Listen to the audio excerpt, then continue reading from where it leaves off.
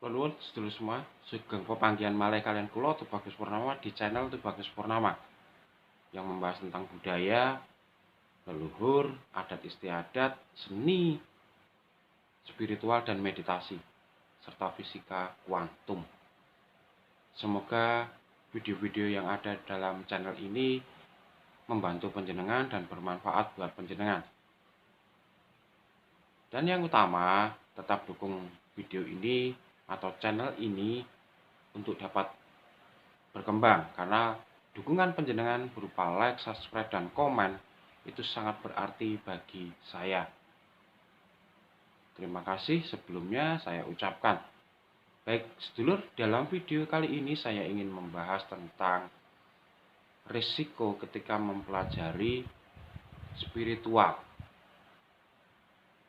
Nah, seperti yang sudah-sudah, spiritual itu akan menimbulkan resiko, yaitu ada tiga resiko. Kenapa kok bisa terjadi seperti itu? Karena spiritual ini semua dialami, semua mengalami, tapi dengan caranya masing-masing. Dan jadi tidak ada yang sama antara saya dengan panjenengan, dengan A dan B, tidak akan ada yang sama. Jadi kalau ada orang yang membagikan tentang spiritual, itu adalah menurut pengalaman beliau. Tapi panjenengan juga akan mempunyai pengalaman sendiri tentang spiritualisme. Jadi jangan kecil hati jika saya kok tidak mengalami seperti dia, saya tidak mengalami seperti beliau. Nah, karena memang sudah diciptakan berbeda-beda, dan berbeda itu keindahan. Keindahannya ada di perbedaan itu. Maka dari itu kita kembali lagi ke masa lalu. Leluhur kita tidak pernah menolak agama apapun masuk, karena sudah mengetahui tujuannya sama, hanya berbeda-beda caranya saja. Yang disayangkan sekarang ini justru ini perbedaan ini yang diperuncing. Padahal tidak ada yang sama. Ilmu spiritual adalah kenyataan yang dialami sehari-hari oleh pribadi masing-masing. Baik, tiga itu apa saja? Yang pertama, orang akan menjadi agnostik. Yang kedua, orang akan menjadi lebih taat untuk beribadah, lebih tebal keimanannya terhadap agamanya. Yang ketiga, akan menjadi ateis.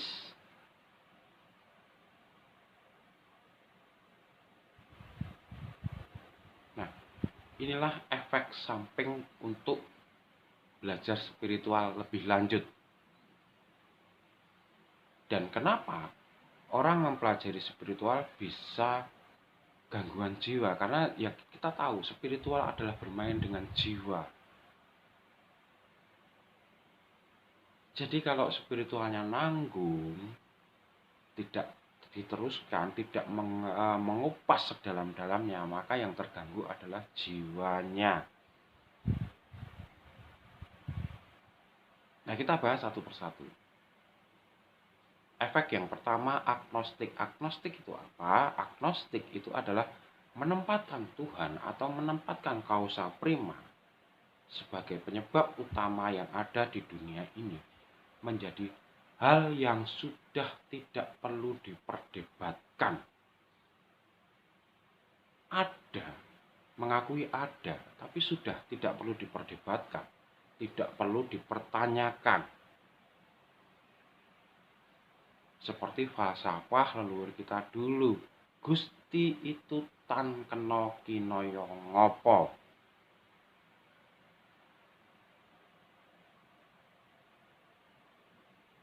Nah, agnostik ini justru di atas dari agama. Jadi lebih universal.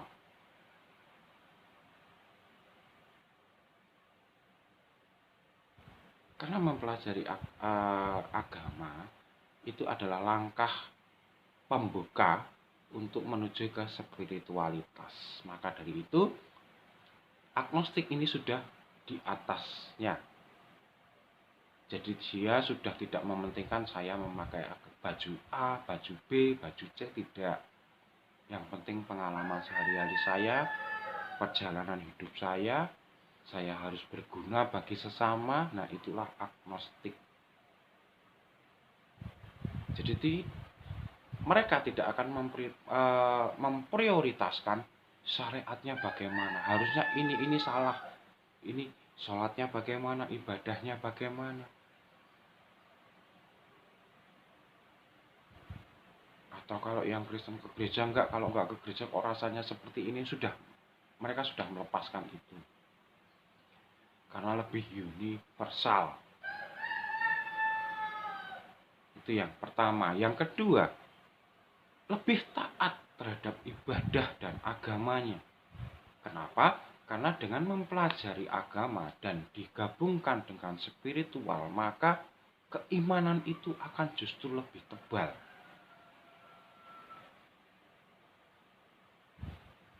Karena agama ini memang harus dikupas sampai mendalam. Nah, kalau sudah ketemu mendalam, tidak di kulitnya atau tidak hanya sebatas syariatnya, maka inti dari agama itu semua sama. Seperti yang saya bilang tadi, leluhur kita tidak pernah menolak semua agama masuk ke Nusantara. Karena sudah tahu sama.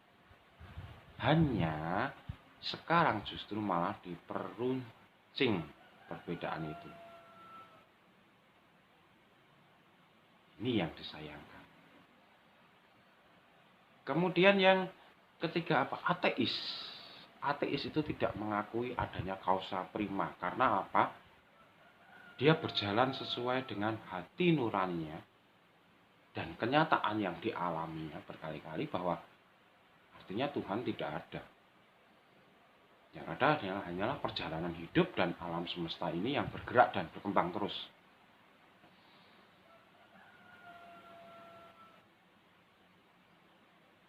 Nah, itulah resiko dari mempelajari spiritual. Jadi dari ketiganya ini mana yang benar, mana yang salah? Tidak ada yang benar, tidak ada yang salah. Semua nanti pasti akan mengalami ke arah sana. Ateis tidak salah, tapi juga tidak benar. Karena kalau mempelajari spiritual sudah hubungannya sudah bukan benar salah. Sekali lagi, patokannya bukan benar salah, bukan menyalahkan, bukan membenarkan. Karena itu masing-masing pribadi yang mengalami dan tidak akan sama antara pribadi yang satu dengan pribadi yang lain. Jadi seseorang tidak berhak untuk menghakimi orang lain. Biarlah alam nanti yang akan menjadi hakim dan pengadilan yang abadi. Jadi demikian, sedulur. Semoga bermanfaat. Kalau ada salah kata, saya mohon maaf yang sebesar-besarnya. Dan akhir kata, saya Tubagus Purnama mengucapkan rahayu, rahayu, rahayu. Matur nuwun.